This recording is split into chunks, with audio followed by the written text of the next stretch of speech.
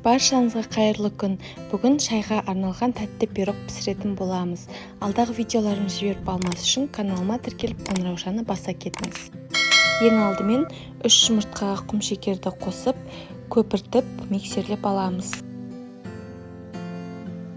Жақсылап қоюланғаннан кейін оған сүт және сұйық майды салып, тағы да бір миксерлейміз.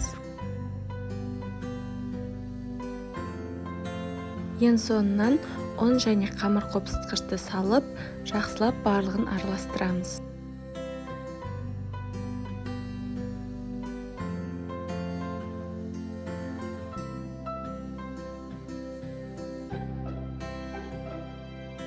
Ендігі кезекте табамызға бөлме температурасында еріп тұрған сары майды жағып, одан кейін ұнды осылай шашып, аунатып шығамыз.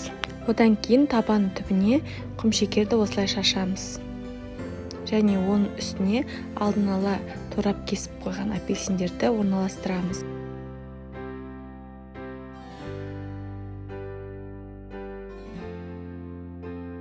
Одан соң массамызды құйып, қызып тұрған 180 градус пеште 30-35 минут пісіріп аламыз.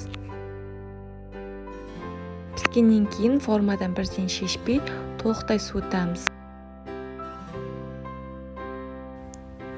Осылай биік әрі өте дәмді болып шығады. Қалауыңыз бойынша үстіне қант ұнтағын сепсеңіз болады. Баршаңызға ас болсын.